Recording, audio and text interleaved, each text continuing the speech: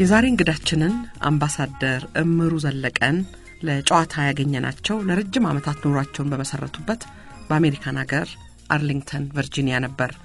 አምባሳደር እምሩ በፋሽስት ኢጣሊያ ወረራ ወቅት ገና ለጋ ወጣት ሳሉ በሶማሊያ ደናኔ እስር ቤት ታስረዋል።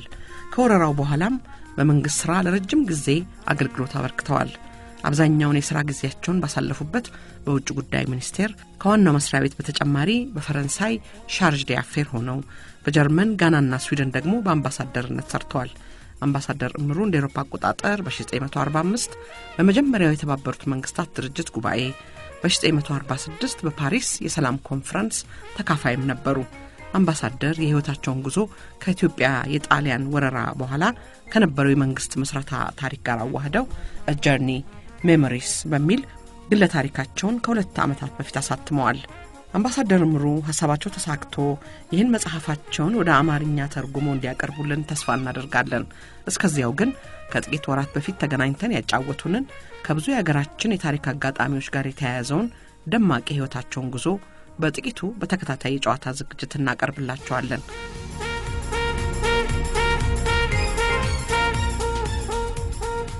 አሻም የተከበራችሁ አድማጮቻችን፣ እንደ ሁል ጊዜውም በያላችሁበት ቦታ መልካም የረፍት ቀን እንድታሳልፉ እንመኛለን። ከኛ ጋር ስለሆናችሁም ደስ ይለናል። ሸገር 102.1 የእናንተ ሬዲዮ።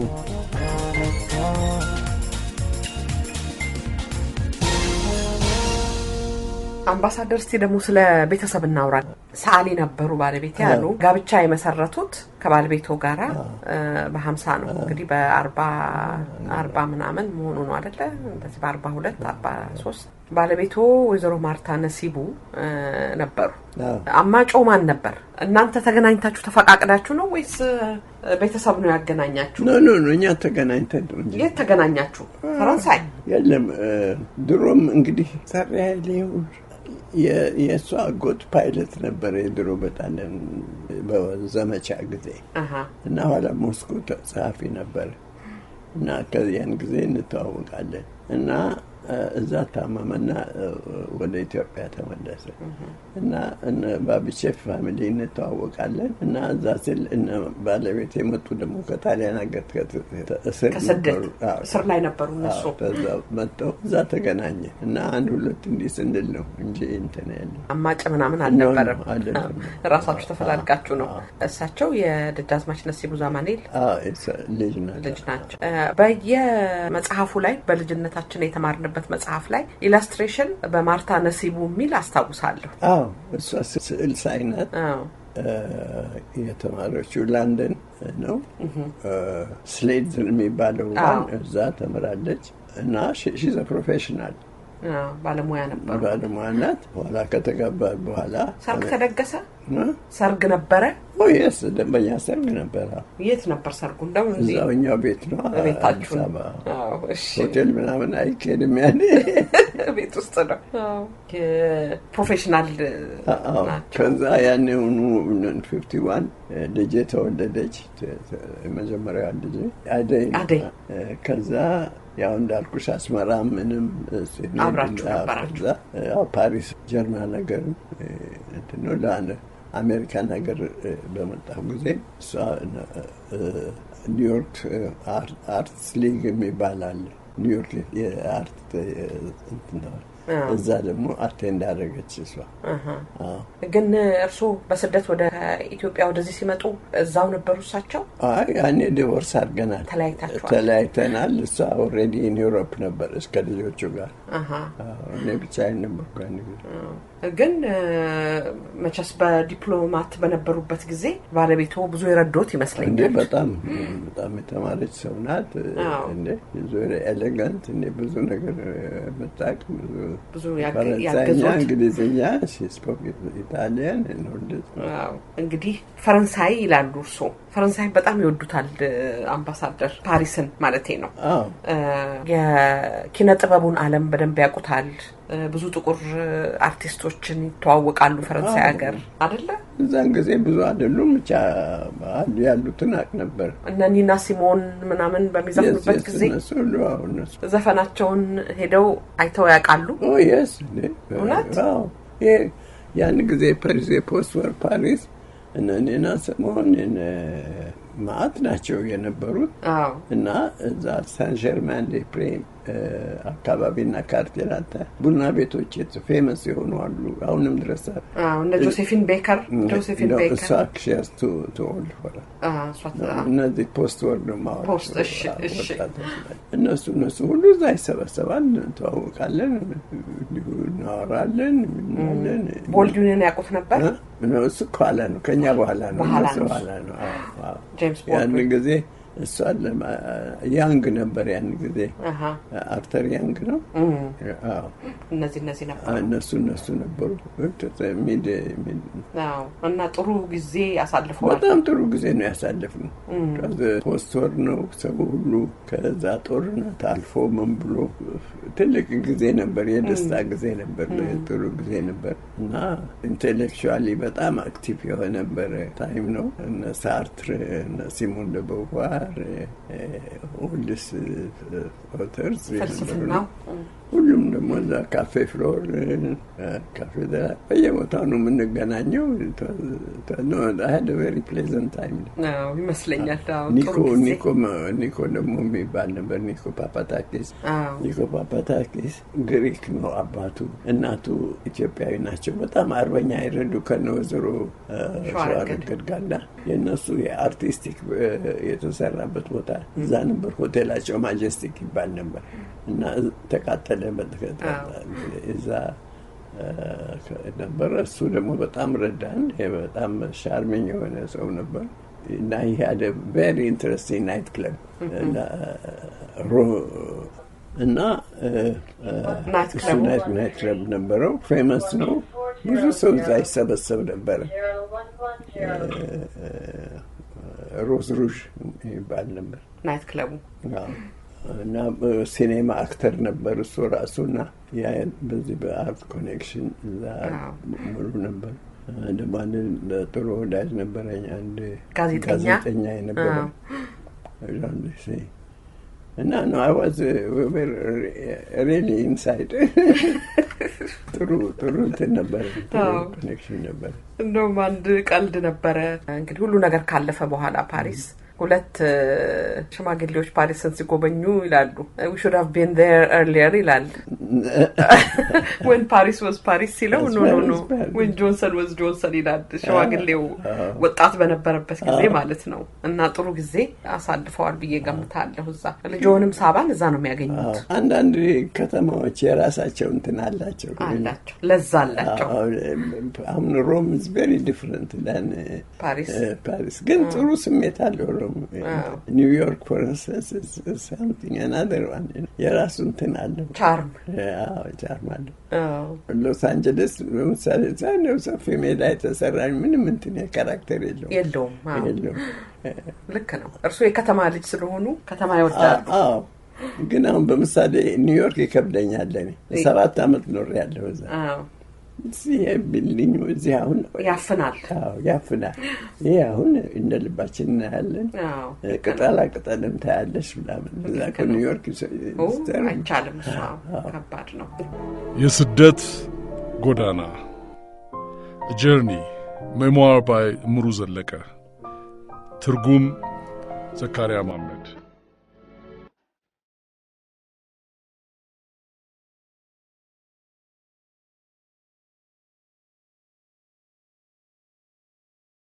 የኢትዮጵያ ገና በዕለተ ማክሰኞ ታህሳስ 29 ቀን 1967 መዋሉ ከሳምንቱ መጨረሻ ጀምሮ ረጅም የአውደ ዓመት የረፍት ጊዜን በመስጠቱ ከሀገር ለመውጣት ጥሩ ጊዜ ሆኖ አገኘሁት።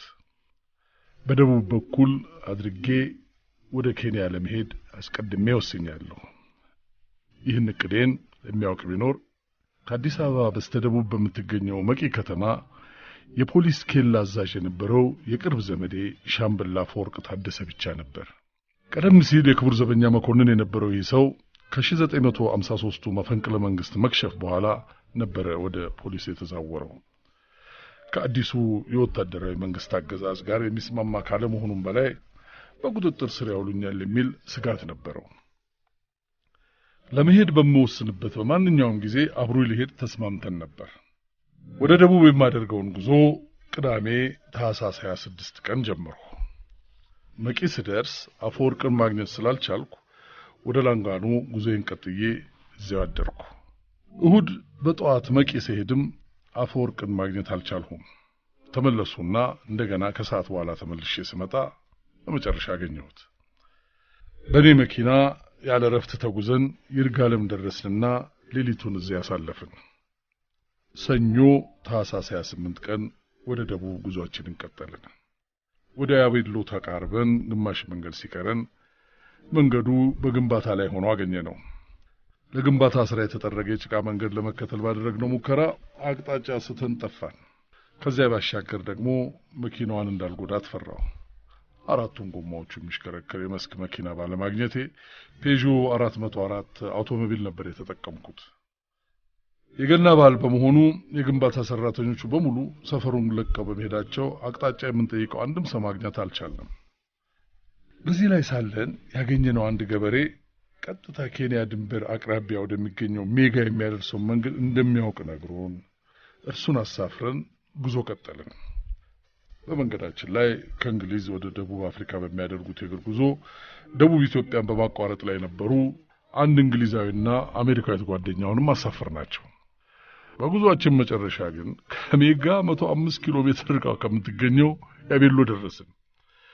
መንገድ የሚመራን ብልጥ ገበሬ ሆዬ ወደ ሜጋ አቅጣጫ ላሳያችሁ ብሎን ለካስ የእርሱ መድረሻ ወደ ሆነው ያቤሎ ከተማ ኖሯል የመራንና በመኪናችን ዘና ብሎ የተጓዘው። ያቤሎ ስንደርስ ጀንበር ጠልቃ ጨልሞ ስለነበር ጉዟችንን መቀጠል የምንችልበት ሁኔታ አልነበረም። በአጥቢያው ከሚገኘው ሆቴል ስንገባ የገጠር ተልኮ የተሰጣቸው የእድገት በህብረት ዘማች ተማሪዎችን የማጀብ ስራ ላይ የተሰማሩ የጦር ሰራዊት 100 አለቃና የፖሊስ ሰራዊት 50 አለቃ አገኘን። ድካምና መጎሳቆል ይታይባቸዋል። ራሳችንን ስናስተዋውቃቸው እኔ የንግድ ሚኒስቴር መታወቂያን በማሳየት በድንበር አካባቢ ያለውን የገበያ ሁኔታ ለመታዘብ እየተጓዝኩ መሆኑን ነገርኳቸው። ምንም እንኳን በእኛ ላይ ጥርጣሬ ቢያድርባቸውም አንዳችም መጥፎ ገጽታ አላሳዩንም። እዚያው ሳለን ወዳጃችን ዮሐንስ ገብረግዚ ድንገት ተከሰተ። ሜጋ ላይ ቢሮ ለከፈተ የግንባታ ተቋራጭ ኩባንያ እየሰራ መሆኑን ነገረን። ዮሐንስ የማስታወቂያ ሚኒስቴር የነበረውና ከጥቂት ቀናት በፊት ከተገደሉት ከፍተኛ ባለስልጣናት አንዱ የሆነው የተስፋዬ ገብረግዚ ታናሽ ወንድም ነበር። ከእርሱ ጋር በማለዳ ወደ ሜጋ በማምራት የግንባታ ሰራተኞቹ የገና ጾማቸውን እየገደፉ ሳሉ ሜጋ ደረስን። የግንባታ ኩባንያው ሰዎች ግሩም ቁርስ አቅርበውልን መኪናችንንም ነዳጅ ሞሉልን። ወዲያውም እዚያ ድረስ አብሮን ለመጡት የውጭ ዜጎች ወዳጆቻችን እኛ ወደ ኋላ እንደምንመለስና ጉዟቸውን ወደፊት የሚቀጥሉበት ሁኔታ በተመለከተ የግንባታ ሰራተኞቹ ሌላ መጓጓዣ እንደሚፈልጉላቸው ነገርኳቸው። ለዮሐንስ ደግሞ ጉዟችንን ወደ ኬንያ ለመቀጠል እንደምንፈልግ በግልጽ ነግሬው ላደረገልን ድጋፍ ሁሉ ምስጋና አቀረብኩለት። እርሱም ከቀናት በፊት በተገደለው ወንድሙ ምክንያት እያበሻቀጡት እንደሆነና በማንኛውም ጊዜ በቁጥጥር ስር ሊያውሉት እንደሚችሉ በመስጋት ሀገር ለቆ ለመውጣት እያሰበ እንደነበርና ከኛ ጋር መሄድ እንደሚፈልግ ነገረኝ። ከሜጋ ወደ ኬንያ ለመጓዝ 2 መንገዶች ነበሩ። አንደኛው ኬንያ ውስጥ ወደምትገኘው ሶሎሎ የሚያመራ የአፈር መንገድ ሲሆን ድንበሩ አልፎ አልፎ ቅኝት ከሚደረግበት በቀር በቋሚነት የማይጠበቅ መስመር ነው። ሌላኛው በዋናው ድንበር ማቋረጫ ሞያሌ በኩል የሚያልፈው መደበኛው የጉዞ መስመር ነው። ለጉዞ የሚመች መኪና ስላልነበረን ይሄኛውን መንገድ ይዘን መጓዝ ነበረብን። ሞያሌ ደርሰን ወደ ድንበሩ ኬላ ከመቀጠላችን በፊት በአጥቢያ ወደሚገኘው ሆቴል አምርተን ክፍል ከተከራየን በኋላ ይዘነው የነበረውን አውቶማቲክ መትረየስ ማሽንጋን መሳሪያና የአጭር ሞገድ ሬዲዮናችንን ካልጋችን ስር ደበቅን። ዕለቱ የኢትዮጵያ ገና ስለነበረና ሰዎችም በምሳሌ በመሆናቸው ምክንያት ከተማው በጣም ጭር ብሎ ነበር። በመንገድ ላይ ተሽከርካሪ ካለመኖሩም በላይ በዚያ ሰዓት አየሩ በጣም ሞቃት ነበር። ወደ ድንበሩ ኬላ ስንደርስ 2 ዋርድያዎች ብቻ የነበሩ ሲሆን የድንበሩ መግቢያና መውጫ በር መንገዱን የሚያቋርጥ ቀጭን ሰንሰለት ብቻ ነበር። ጥበቃዎቹ መሰላቸትና ድካም ይታይባቸዋል። አንደኛው እንዲያውም በአቅራቢያ በሚገኝ ከእንጨት የተሰራ ትንሽዬ ቤት ውስጥ እያንቀላፋ ነበር። ውሃ ሰጠናቸውና በኬንያ በኩል ወዳለው ድንበር ዘልቀን ዞር ማለት እንችል እንደው ጠየቅናቸው። ከዋርድያዎቹ አንዱ ከ11 ሰዓት በፊት እስከ ተመለሳችሁ ድረስ ማለፍ ትችላላችሁ አለን። ሞያሌ ሁለቱ ሀገራት እኩል የተካፈሉት መንደር ሲሆን የሰዓት እላፊው ከመድረሱ በፊት ኢትዮጵያውያንና ኬንያውያን ወደ የራሳቸው ሀገሮች ድንበሮች መመለስ ይኖርባቸዋል። በዚህ ሁኔታ ሳለን አንድ በጣም አስገራሚ ነገር ተፈጠረ። ከዋርድያዎቹ ጋር ጥቂት ቃላት ከተለዋወጥን በኋላ ወደ መኪናዬ ስመለስ በቀኝ በኩል የሚገኙት 2ቱም ጎማዎች ተንፍሰው አየኋቸው። ከአዲስ አበባ እዚህ ድረስ ያለውን መንገድ የተጓዘ መኪና ከድንበሩ ለመድረስ ጥቂት ኪሎ ሜትሮች ሲቀሩ አንደኛው ጎማ ሊተነፍስ ቢችል አይገርም ይሆናል። ነገር ግን በአንድ ጎን የሚገኙ 2ቱም ጎማዎች በዚህ ሁኔታ መተንፈሳቸው በእውነቱ በጣም ግር የሚያሰኝ ነበር። የራሴ የሆኑ ጥርጣሬዎች ነበሩ። ነገር ግን አንዳችም ማድረግ የሚችለው ነገር አልነበረም። በበዓሉ ምክንያት ሁሉም ነገር ዝግ ስለነበር ጎማዎቹን ለመጠገን የምንችልበት ምንም መንገድ አልነበረንም። በእግራችን ድንበሩን ማቋረጥ እንችል እንደው ዋርድያዎቹን ጠየቅኳቸው። ሞያሌ ጥቂት ኪሎ ሜትሮች ልፍ ብሎ የሚገኝ ሲሆን ዋርድያዎቹ በጥያቄያችን ተስማሙ። ይልቁንም መኪናችንን ለነርሱ ባደራ ትተን የምንሄድ መሆናችን እምነት ይጥሉብን ዘንድ አምላክ ያበጀው መላ ሆኖ አገለገለን።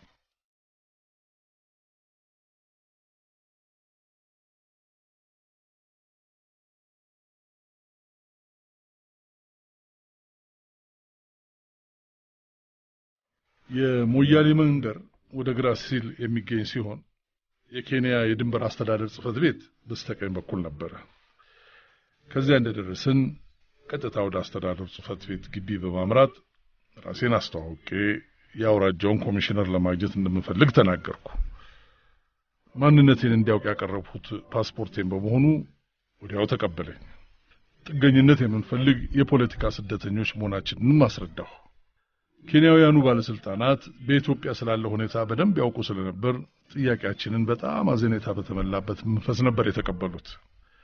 ጉዳያችንን ውሳኔ ያገኝ ዘንድ ወደ ናይሮቢ እንደሚያስተላልፉት ነግረውን እስከዚያ ድረስ ግን ከናይሮቢ መመሪያ እስከሚሰጣቸው ድረስ ግቢያቸው ውስጥ ሊያቆዩ ስለማይችሉ ወደ መንደሩ ወጥተን እንድንቆይ ነገሩን። ብዙም ሳይቆይ የሰዓት እላፊው ደረሰና የኢትዮጵያ ባለስልጣናት ሊመልሱን ድንበር አቋርጠው ወደኛ መጡ። መጀመሪያ ወደ ኬንያውያኑ ግቢ ስንገባ የእስር ቤቱ መግቢያ ልክ ከግቢው እንደተወጣ የሚገኝ መሆኑን አስተውዬ ነበር። እናም ከዋናው መንገድ ስንደርስ በቀጥታ ተሻግሬ በመሄድ ከጓደኞቼ ጋር ወደ እስር ቤቱ ሰተት ብዬ ገባሁ።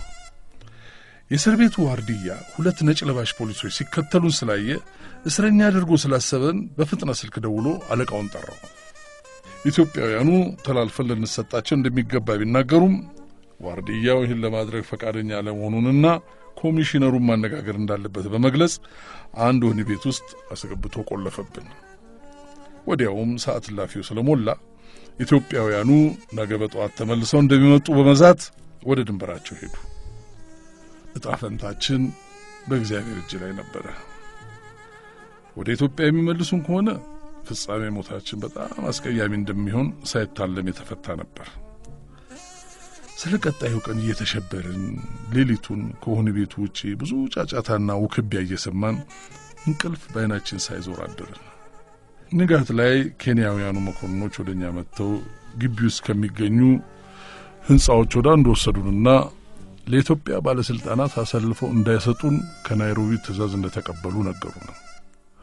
መጀመሪያ ወደ መርሳቢት እንደምንወሰድና ከዚያ ወደ ናይሮቢ እንደምናመራ ተነገረን። ችግሩ ግን የኢትዮጵያ የጥበቃ መኮንኖች ወደ ኬንያ ተሻግረው ግቢውን ከበውት ስለነበር ከነርሱ ጋር ግጭት ሳይፈጠር እንደምን እኛን ከግቢው ማስወጣት እንደሚቻል አለመታወቁ ነበር። ይልቁንም ኬንያውያኑ ኢትዮጵያውያኑ እኛ በየትኛው ሕንጻ ውስጥ እንደምንገኝ ካወቁ ግቢ ውስጥ ዘልቀው ችግር ሊፈጥሩ ይችላሉ ብሎ በመስጋት ደጋግመው ከአንድ ሕንጻ ወደ ሌላው እያዛወሩን አሁንም ትዕዛዝ እየጠበቁ መሆናቸውን ይነግሩን ነበር። በዚህ መሃል ኬንያውያኑ ኢትዮጵያውያኑ መኮንኖች ሳያውቁ እኛን ከግቢው ማስወጣት የሚችሉበትን መላ ዘየዱ። በመጨረሻም ከቀኑ 9 ሰዓት ገደማ በአንደኛው ሕንጻ ጀርባ በሚገኝ መስኮት ወደ ምድር እንድንዘልና በግቢው የሽቦ አጥር ስር በሆዳችን ተስበን በማለፍ ከአጥሩ ውጭ የሚጠብቀን የጭነት መኪና ላይ ዘለን በመውጣት ለጥ ብለን እንድንጋደም ነገሩን። እንዲህም በማድረግ ኬንያውያኑ መደበኛ የድንበር ቅኝት ስራቸውን የሚያከናውኑ በመምሰል በሁለቱ ሀገራት መካከል የከረረ ፍጥጫ ሊፈጥር ይችል የነበረውን ሁኔታ አስቀርተው ከኢትዮጵያውያኑ ከበባ ተደብቀን የምናልፍበትን ሁኔታ አመቻቹልን። ይህን የተሳካ መላ በመዘየዳቸው ኬንያውያኑ ባለስልጣናት ትልቅ ምስጋና ይገባቸዋል። በዋናው መንገድ ጥቂት ማይሎች ከተጓዝን በኋላ ተዘጋጅቶ የጠብቀን ወደ ነበረው ላንድ ሮቨር መኪና አስተላልፈውን ወደ መርሳቤት ይዘውን ሄዱ።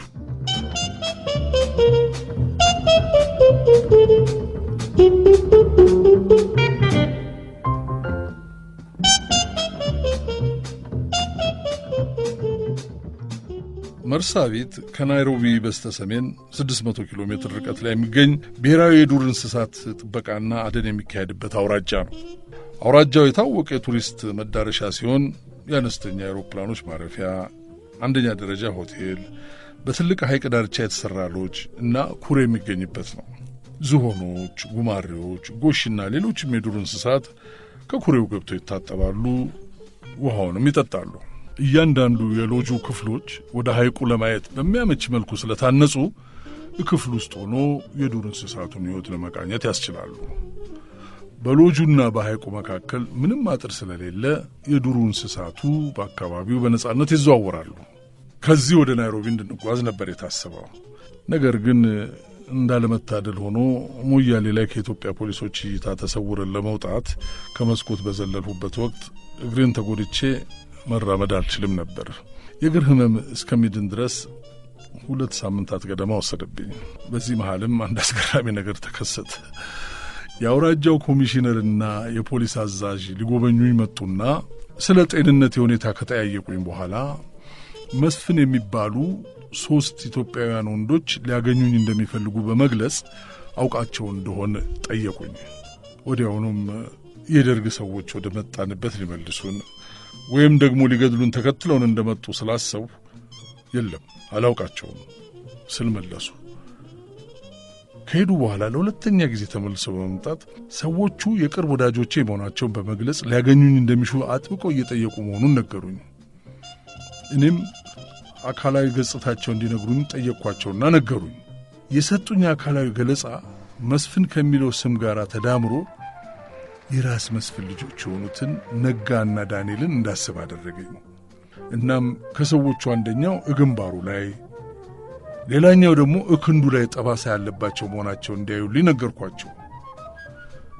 እውነት ለመናገር እነኚህም ምልክቶች እንዴት ላስታውስ እንደቻሉ አላውቅም። እንዲያው ስገምት ግን ውጥረት ውስጥ በምንሆንበት ጊዜ አእምሮአችን በተለየ መንገድ የሚሰራ ይመስለኛል። የነገርኋቸው ምልክት ካረጋገጡ በኋላ ገብተው እንዲያገኙኝ ፈቀዱላቸው። እንደ ጠረጠርሁትም ወንድማማቾቹ የራስ መስፍን ልጆች ነበሩ። ነገር ግን ክስተቱ በእነርሱም ላይ አግራሞትን የፈጠረ ሆነ። ምክንያቱም እነርሱ እንደሚያገኙ የጠበቁት ከእንዳልካቸው መኮንን በኋላ ለአንድ ወር ያህል ጠቅላይ ሚኒስትር የነበረውን ሚካኤል እምሩን ነበር። አባታቸው ራስ መስፍን ከ62ቱ ከፍተኛ የመንግስት ባለስልጣናት ጋር ተገድለው ነበር። በዚህ መልኩ መገናኘታችን በጣም አስደሳች ሆነልን። ከኢትዮጵያ የወጡት እኛ በወጣንበት አኳኋን ነበር። ከዚያ እነርሱ ወደ ናይሮቢ ጉዟቸውን ሲቀጥሉ እኔና አብረውኝ የነበሩት ጓደኞቼ መርሳቤት ቀረን።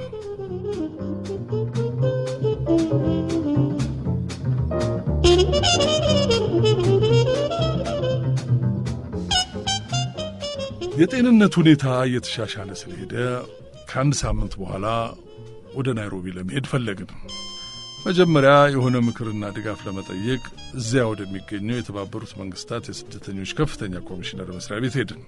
ያገኘነው የሥራ ኃላፊ ጋጥ ወጥ ከመሆኑም በላይ ለጥያቄዎቻችን ቀና ምላሽ ለመስጠት ፈቃደኛ አልነበረም። እነርሱ ዘንድ እጅግ ብዙ ስደተኞች እንዳሉና ለመመዝገብ ተራችንን ያውም አጭር ለማይባል ጊዜ ያህል መጠበቅ እንደሚኖርብን ተነገረን። እንዳለመታደል ሆኖ የጉዞ ባልደረባዬ አፈወርቅ ፓስፖርት ስላልነበረው ከዩኤንኤችሲአር የጉዞ ሰነድ እስከሚያገኝ መጠበቅ ግድ ሆነበት። እኔ ግን ሕጋዊ ፓስፖርት ስለነበረኝ ወደ የት መሄድ እንዳለብኝ ማሰብ ጀመርኩ። በስዊድን የኢትዮጵያ አምባሳደር ሆኜ ስለሰራው መጀመሪያ ወደ ስዊድን ኤምባሲ ሄድኩ። ነገር ግን በዚያ የሚገኘው ጉዳይ ፈጻሚ ሊያነጋግረኝ እንኳን አልፈቀደም። ቀጥዬ ወደ ብሪታንያ ኤምባሲ ሄድኩኝ። እነርሱም ባዘኔታና በአክብሮት ተቀብለው ወዲያውኑ ቪዛ ሰጡኝ። ከዚያ ግን ምን ጊዜም ቢሆን እድል ወደማይጠፋበትና ጥቂት ጓደኞቼ ወደሚኖሩበት ዩናይትድ ስቴትስ የመሄድ አማራጭን አሰብኩ። የአሜሪካ ኤምባሲም አዘኔታ በተሞላበት ስሜት ቪዛ ሰጡኝ። አሁን ጥያቄው እንዴት ነው ወደዚያ የምሳፈረው የሚል ነበር። የተወሰነ ገንዘብ ነበረኝ። ነገር ግን ከሆነ ቦታ እገዛ ማግኘት ከቻሉ ይህን ገንዘብ አብሮኝ እዚያው ድረስ ለመጣው ጓዴ ለአፈወርቅ ልተውለት ፈለጉ። የአድራሻዎች ማስታወሻዬን ከኢትዮጵያ በምንወጣበት ወቅት ጥየው ስለነበር አሜሪካ ከሚኖሩ ወዳጆቼ ጋር መገናኘት የሚችልበት መንገድ አልነበረኝም። ይህ በእንዲህ እንዳለ ናይሮቢ የሚገኘው የፖሊስ ኮሚሽነር ስልክ ደውሎ በመርሳ ቤት ውስጥ ለደህንነቴ ዋስትና ሊሰጡኝ እንደማይችሉና በተቻለ ፍጥነት መውጣት እንዳለብኝ ነገሩኝ። ከጥቂት ቀናት በኋላ ጎዳና ላይ በእግሬ ሳዘግህም አክራ በሚገኘው የአሜሪካ ኤምባሲ ይሠራ ከነበረ አሜሪካዊ ወዳጄ ጋር በድንገት ተገናኘሁ። እናም አክራ ውስጥ በምንሰራበት ጊዜ ግሩም ወዳጄ ከነበሩት ከአምባሳደር ፍራንክ ዊሊያምስ ጋር ሊያገናኘኝ ይችል እንደሆን ጠየቅኩት። እሱም እጅግ በላቀ ደግነት መኖሪያ ቤቱ ወስዶ ስልክ በመደወል ከአምባሳደር ፍራንክ ጋር አገናኘኝ። ያለሁበት ሁኔታ ካስረዳሁት በኋላ ፍራንክ ወደ ስቴትስ የሚሳፈርበትን የአውሮፕላን ቲኬት ላከልኝ።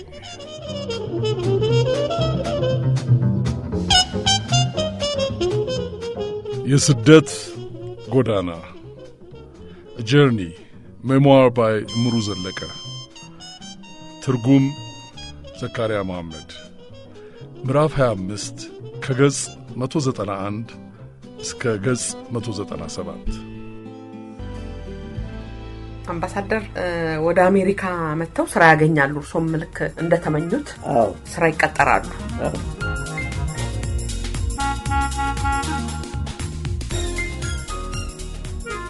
ከእንግዳችን ከአምባሳደር እምሩ ዘለቀ ጋር ያደረግነው የመጀመሪያው ክፍል ጨዋታ ይህን መሳይ ነበር።